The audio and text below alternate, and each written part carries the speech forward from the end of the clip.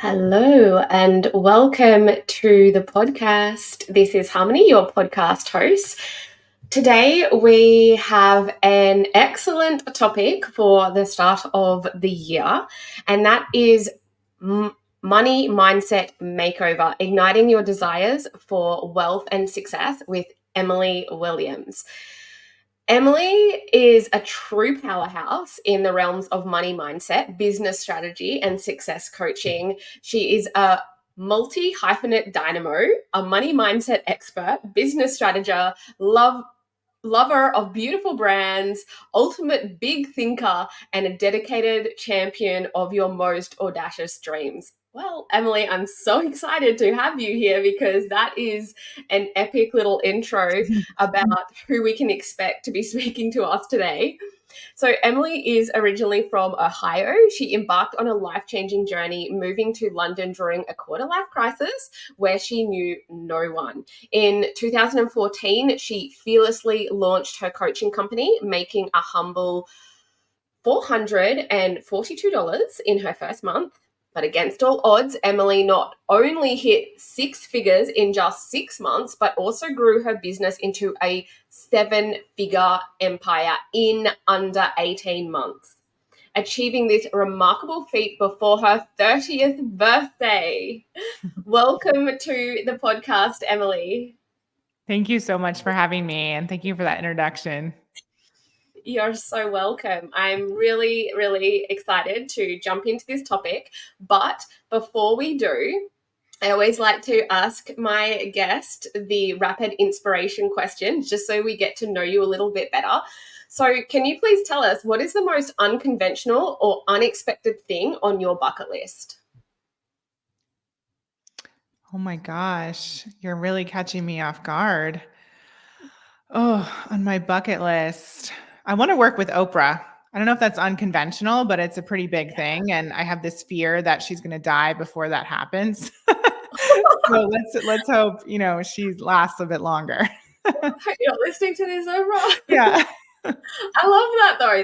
That's epic. That, like, why not shoot for the stars? You've already accomplished so much in your life, so why not work with Oprah? And if your life had a theme song, what would it be and why? Anything Can Happen by Ellie Goulding. Because that's really my motto. I really believe that for myself and also everyone who I come across, all my clients, my community. I truly believe anything is possible. Beautiful. And the last one should be a little easier. What's your favorite food and why? Chocolate chip cookies. Yeah. And I don't know if I need a reason why. No.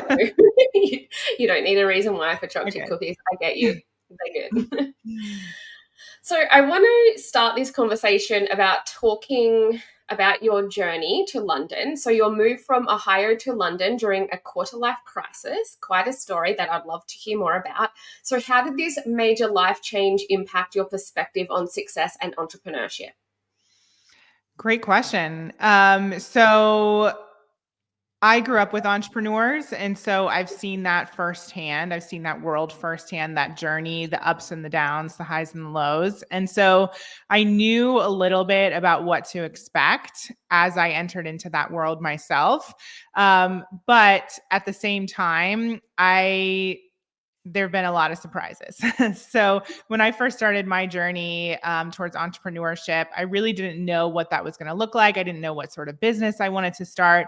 But because of my quarter life crisis, because of moving around the world, which I can share all that story, the whole story, if you'd like me to. But because of that, I knew that there were people out there like me who didn't love themselves, didn't love their lives. They felt like they were meant for something big, but they didn't know how to make it happen.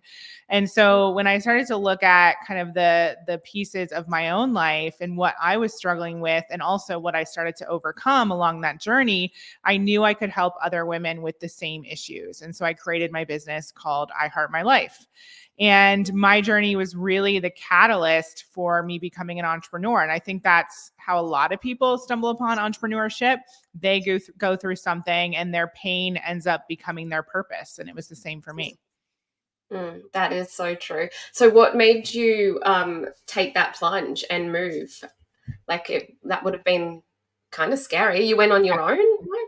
Yeah, I was on my own. So originally, I went to school for psychology, and afterwards, I decided I was going to go to grad school and become a counseling psychologist. And so I applied for a master's degree to 12 schools around the United States, got into all of them, and ultimately decided on Northwestern in Chicago, which was about a 5-hour drive from my hometown. So I was driving there in the summer of 2008 with my mom, and I got this feeling in the pit of my stomach like it was not the right next step for me. And so I was literally crying in the car, and my mom was asking me what was wrong. And ultimately, we turned the car around and went back to Ohio, and I never went to grad school. And that was a big decision. That was obviously a huge leap of faith. And I ended up going into this major depression, quarter life crisis. I had to move back in with my parents. I worked at Starbucks for a little bit. And during that time, I was just really struggling and I was really unsure of what my path was. And again, like I said, I know that there's a lot of people who are in that place and yet they still feel like they're meant for something big. And that's how I felt too. And during that time, I started to get into personal development a little bit more. You know, my dad always had coaches. He was always giving us personal development books. But even after going through 4 years of, classes in psychology, I still didn't really understand how to actually create a life that you loved and how to create more success.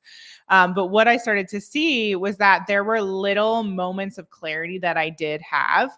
And I realized I had to just follow that and kind of grasp onto anything that I could. And so, as luck would have it, as fate would have it, I went to visit my sister abroad. And before going to Italy, where she was studying, I stopped in London, where my best friend lived.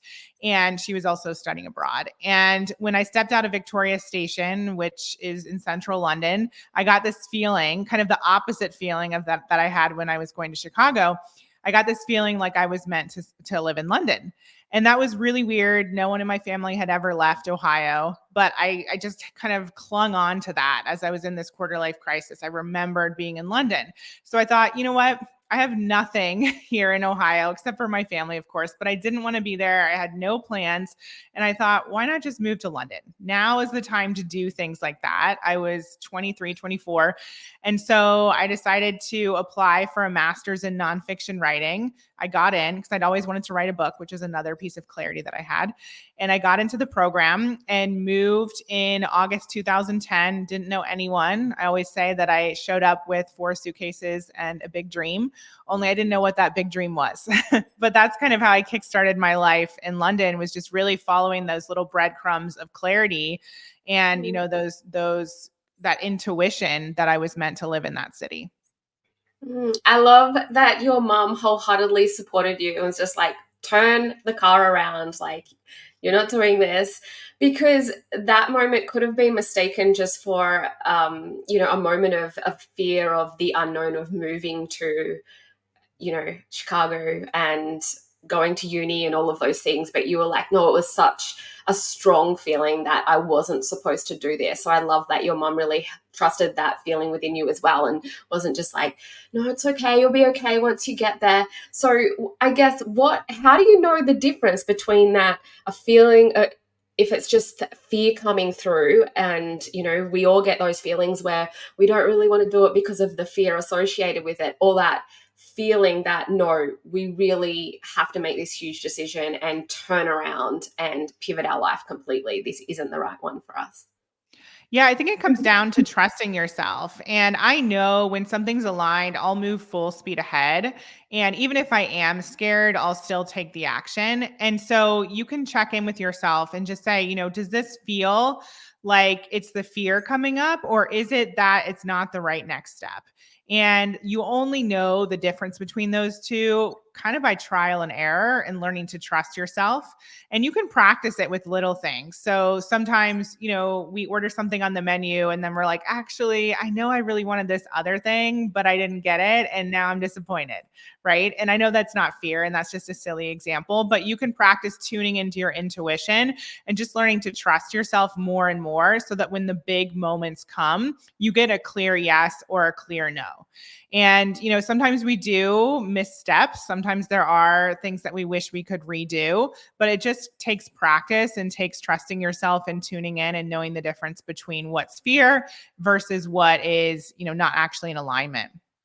100%. And people are often surprised when I say that learning Ayurveda has helped me make decisions. And it's like, well, like, why? Where's the connection there? But Ayurveda really allows you to understand yourself on a deeper level. So to listen to those intuitions more and discern what is fear-based thinking and what is actually your intellect, that higher sort of intellect and wisdom within. And I think that's what I mean by saying that Ayurveda really has helped me to make bigger decisions in my life, not just my health.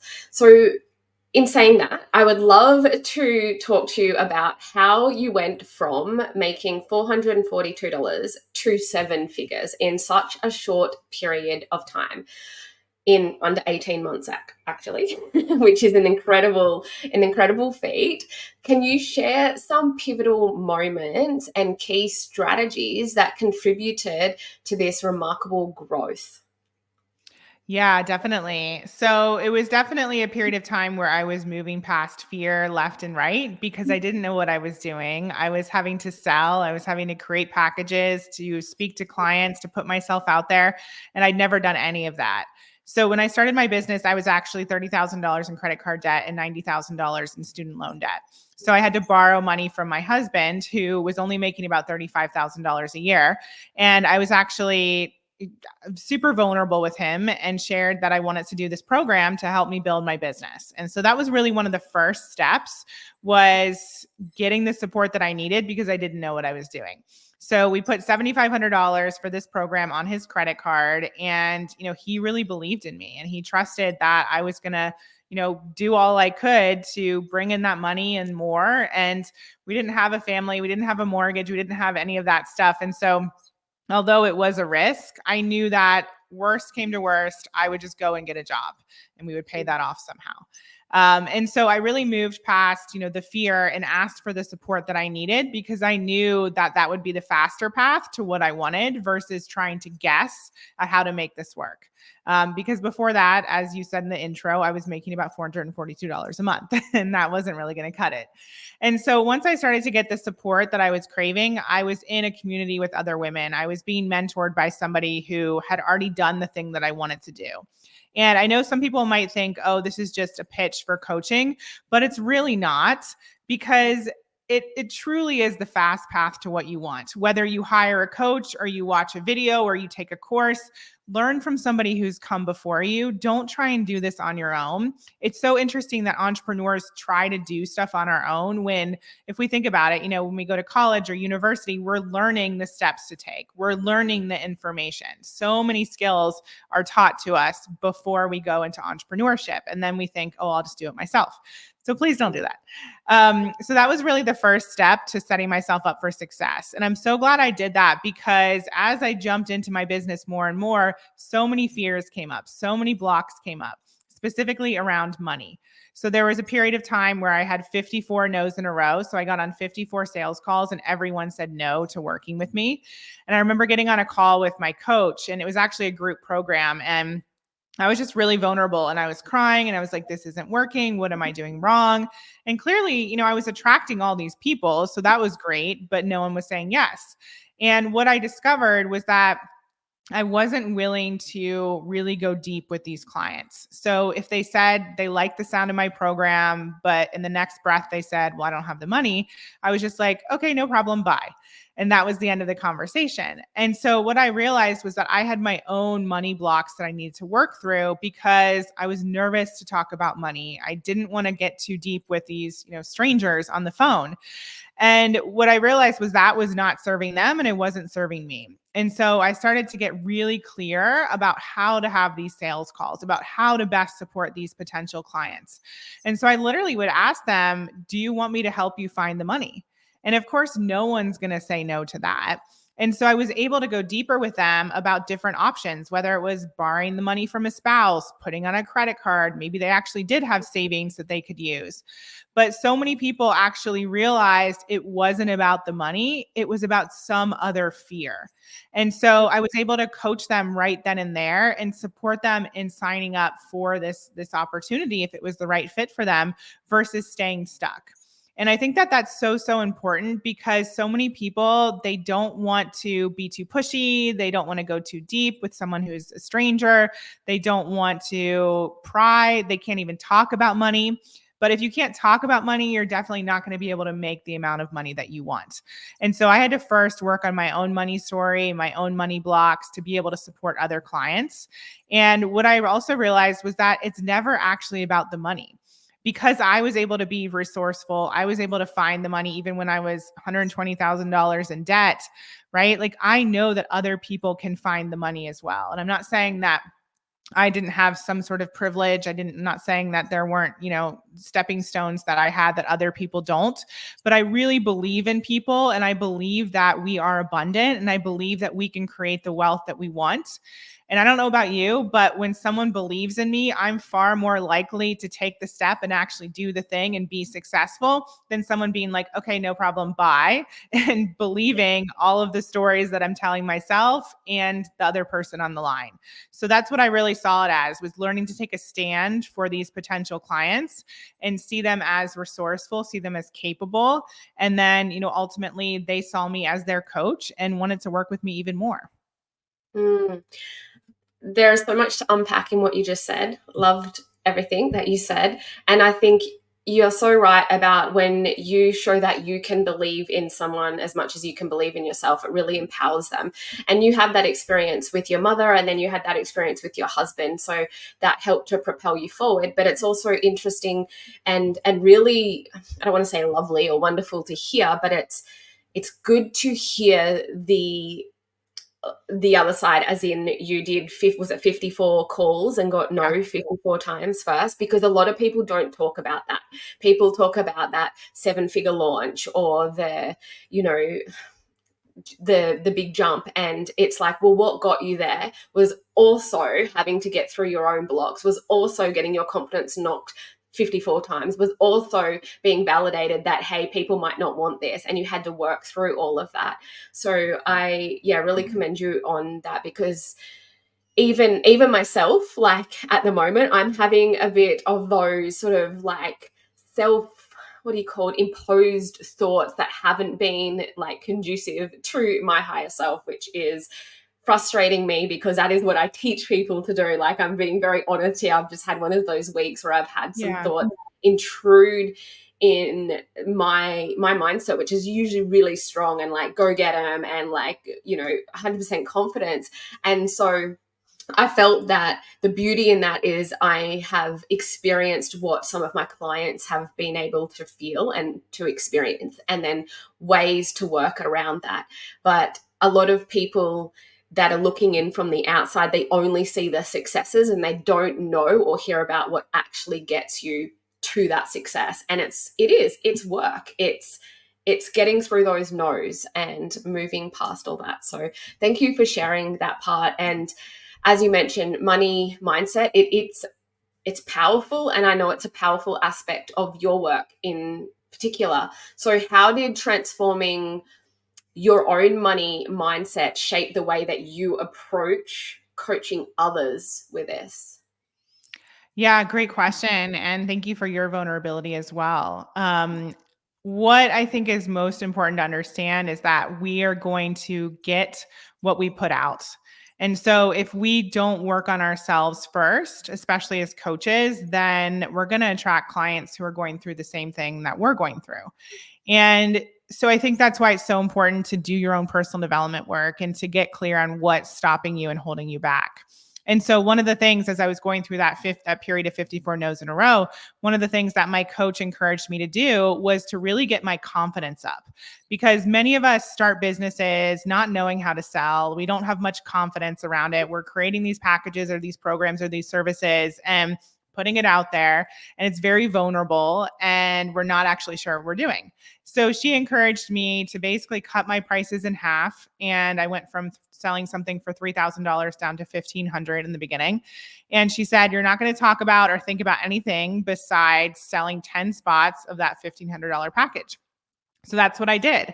And energetically, that was a big shift for me because I went from feeling uncertain and a lack of confidence in that price point to feeling like this is the best thing since sliced bread. People are going to be crazy if they don't sign up for this. And it wasn't like an entitled energy. It was just like a pure confidence. And if somebody said no, I was no longer just like trying to hold on to them.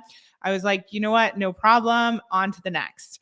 And so I really shifted my energy around sales and also shifted into a more abundant mindset that there were more than enough people out there. And so when I sold those 10 spots and made that 15K, that was huge for me. And that really increased my confidence. And so one of my colleagues, she likes to say, success blinders on. So if you feel like you're in a funk, like pick a goal, make it super easy. I want you to feel energetically aligned with it. I want you to feel like it's a no-brainer and just go for it. Don't think about anything else. Don't do anything else. Don't talk about anything else. Success blinders on and just make that happen, because we really want to get your confidence up. Because again, if you're feeling uneasy about your work, you're feeling like it's not possible, no one's going to buy, that's what you're going to get back. And so I really focused on my own energy. I focused on my own mindset. I did my money affirmations, all the things.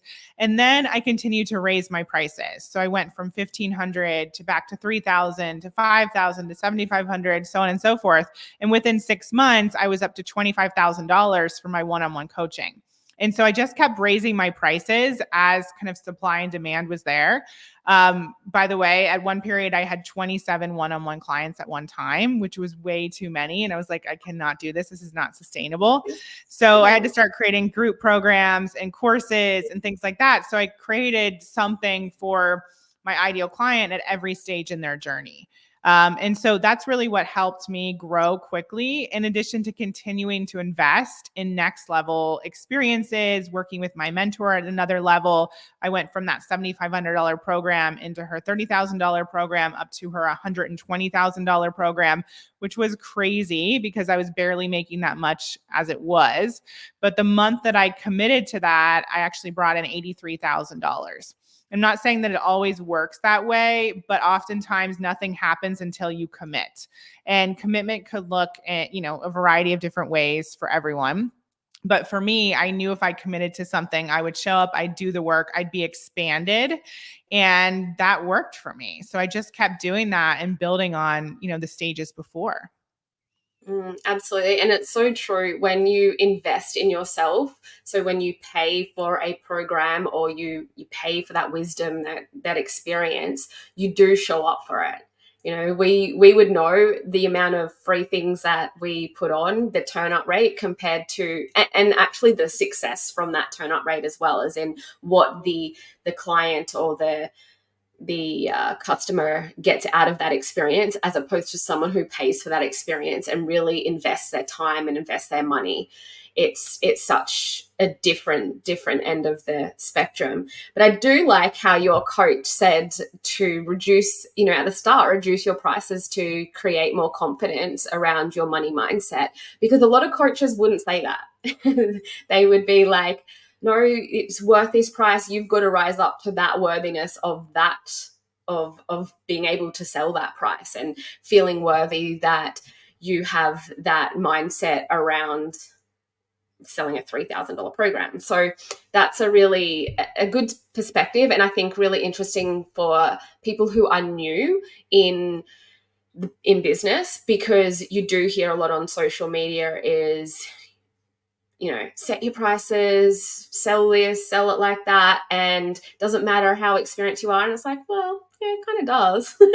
You do need the education, you do need the experience behind you, and you need the confidence to step into that. So yeah, Yeah, I I mean, if like. you're feeling really crappy saying that price point out loud, or if it feels energetically out of alignment, or you don't feel like you can sell it, you're not going to sell it. People are going to feel that. And so I'd much rather you lower your price. Again, it doesn't need to be forever. Pick the amount of people. Maybe it's 3. Maybe you want to sell 3 packages at that rate and then raise your price, or then check in again.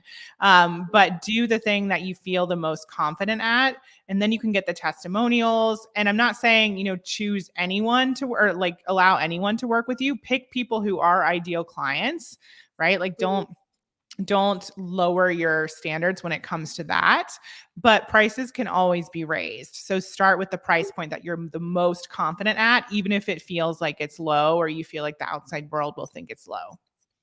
Mm. And do you work with women, only women entrepreneurs, or women with money mindset issues, even if they're like in a corporate career or a mother, they're not in work at the moment? Do you work with all types of women, or is it just specifically more entrepreneurs?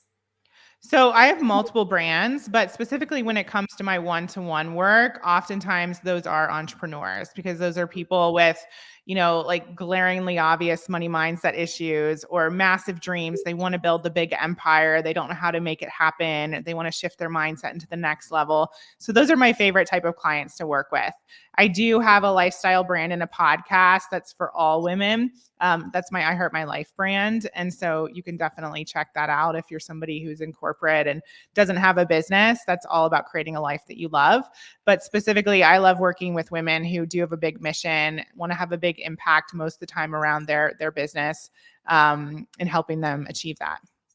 Wonderful. So on that, going back to money mindset just for all women, then I want to talk about some practical steps and some shifts. So, transforming one's money mindset, as we said, it can be really challenging whether you're in business or not. So, Yeah. what are some practical steps or exercises that individuals can implement right away to initiate a positive shift in their relationship with money? Yeah. So the first step is to understand what your money goals actually are. It's so Mm. interesting how so many people skip this step. And I would definitely fell into that camp. There was a period of time where I didn't want to look at my bank account. I didn't want to, talk about money. I didn't want to know what was going on. But really, money is a relationship. And so when you think about money personified, think about your current relationship with money. So is it you don't pay attention to it? Is it you don't show it love? Like, really think about it like a person. If that was your spouse or your romantic partner, how would you rank that relationship on a scale of 1 to 10? Okay. So think about that and then think about what the purpose of the money actually is.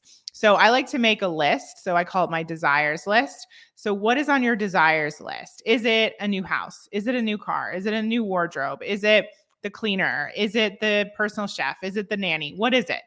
And put a monetary amount next to that and take a look, add everything up from your desires list. And then, of course, factor in your expenses. So what are the things that you have to pay for on a regular basis? Your mortgage, your electricity bill, your water bill.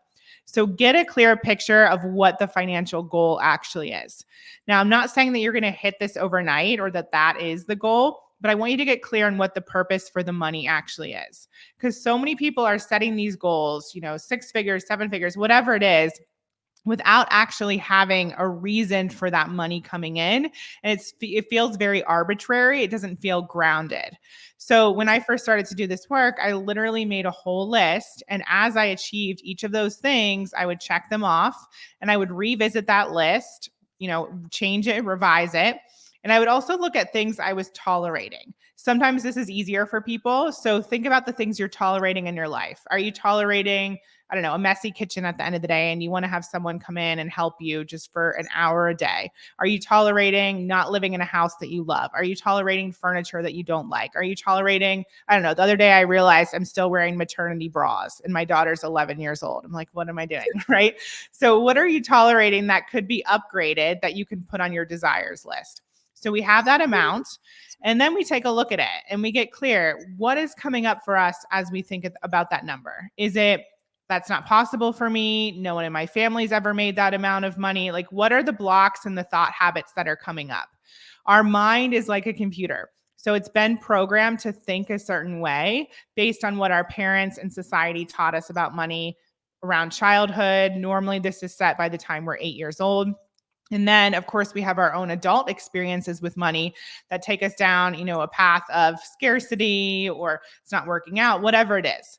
So I want you to really look at that number and ask yourself what comes up for you. Again, what is that relationship with money like? And then you'll start to see the things that need to be transformed in order for you to go to the next level and attract that amount of money. And what I like to make really clear for people is that I'm not talking about going to the top of a mountain and just meditating. I'm talking about also taking action. But what happens when we don't believe something's possible for us is that we don't take the action. You're not going to buy the domain name if you don't think it's possible for you to have a successful business. You're not going to raise your prices if you don't think someone will buy. You're not going to ask for the raise if you don't think you're worthy of receiving that amount of money, or if you're worried that if you make more money than your parents, they're not going to love you anymore. And that sounds crazy, but truly, so many people have these deep negative beliefs, worries about money that they haven't uncovered, that are running the show, that are dictating the action they do and they don't take. And then they're wondering why they don't have the life or the bank account that they want.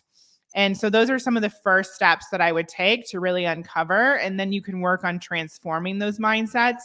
And honestly, it doesn't have to be hard. What I did in the beginning was I listened to money affirmations, I journaled, I started to take small steps to really show myself and my nervous system that I was capable of making money and that it was safe for me to spend money.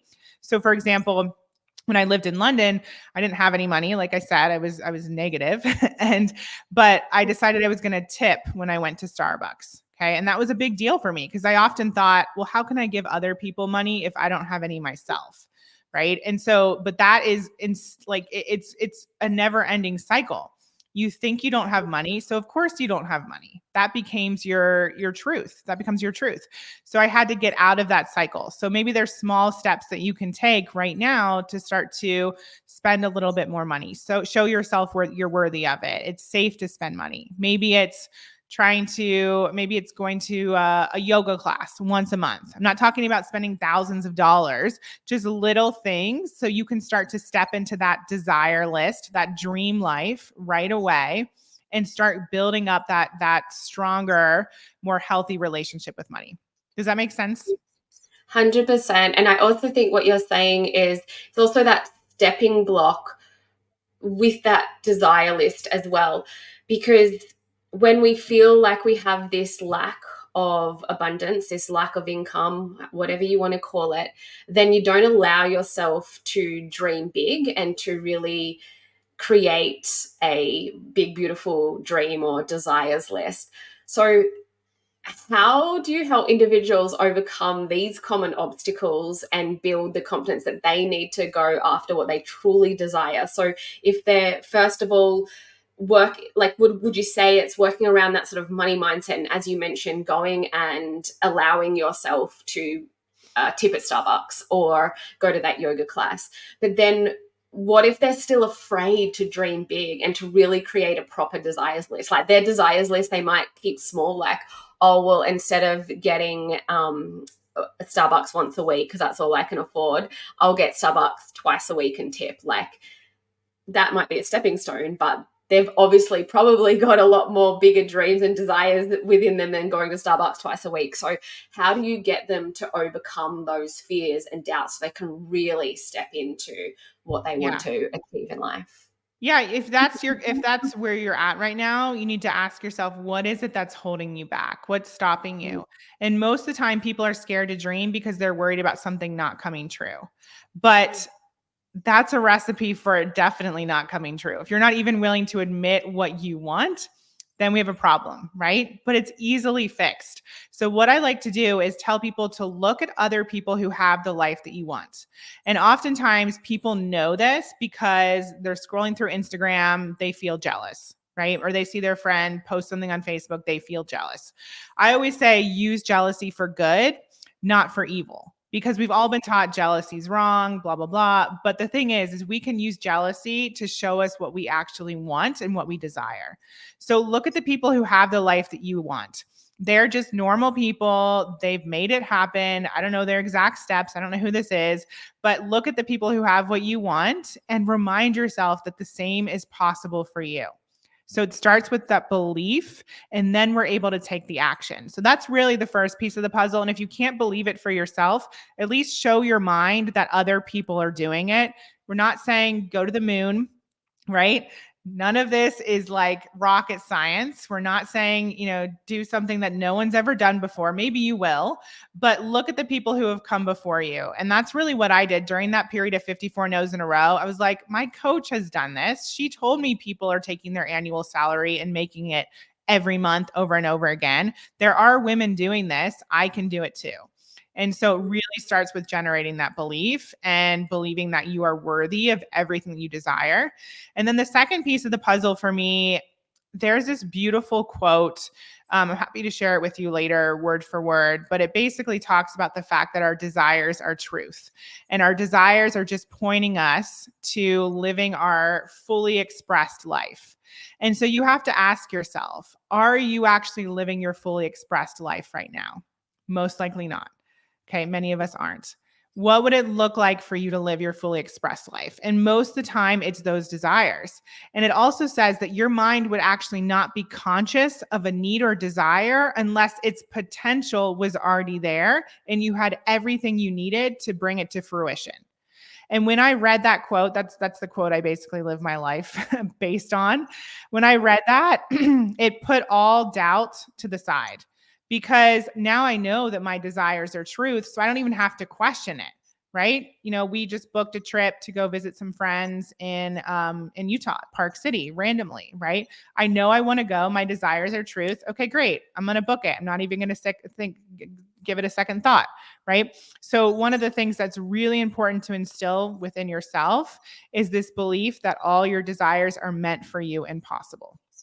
Love that so much. And I would, love that quote and put it I'll up send in it the to you. show notes. Yeah, that's so powerful, even just to wake up and read that quote, memorize that quote so you can say it to yourself every morning, every Yep. evening, to really step into your truth and your higher self, which is your desires, right? It's all part of that.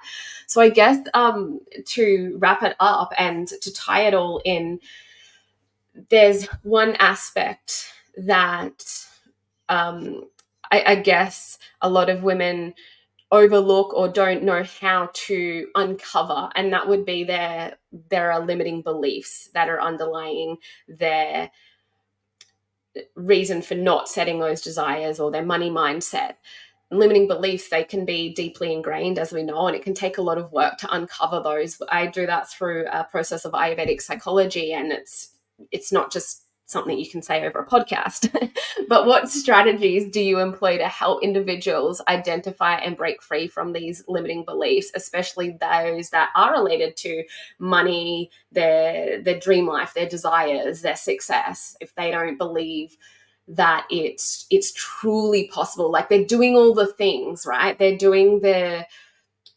start all those little steps. They start tipping at Starbucks. They start to do affirmations. They're doing all the things, but they're not getting the success that they feel that they deserve and that they want. There is probably that underlying limiting belief that's sort of holding them back. So can you speak on that? Yeah. So, I mean, I'm also a serial entrepreneur, as you mentioned. And so there is something to be said for strategy and things taking time. So I want you to also think like, be the observer of what's going on. Is this something where it just takes a little bit more time? And if you don't know, get an advisor to give you some advice, right? Like there's somebody, so many of you probably know the brand, The Skinny Confidential. And I was listening to Lauren talk about her brand, and she said she didn't make any money for 3 years. Okay. And so I want that to really land for people, because sometimes it's mindset, but sometimes it's just things take time. Okay. And so you hear my success story, 7 figures in 18 months. But guys, I was working 80 to 100 hours a week. I was like raising the bar nonstop. I wasn't doing what the normal person does. And I'm not saying that to brag. I'm just like, I want to be honest about that. And so you just have to ask yourself, are you doing everything that you possibly can? And if so, is it just a matter of time? And can you be a little bit more patient and trust that it's meant for you and possible? And by the way, if you believed your success was guaranteed and that all of this is meant for you and possible, you wouldn't be in fear right now. You wouldn't be in doubt. You would be in full trust. All right. So be the observer of your thoughts and what's going on beneath, here.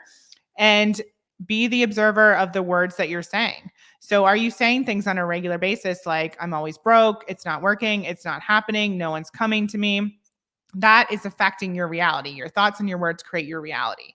So really the first step is to be the observer of what's in your mind and what's coming out of your mouth. Mm. Absolutely. Love that.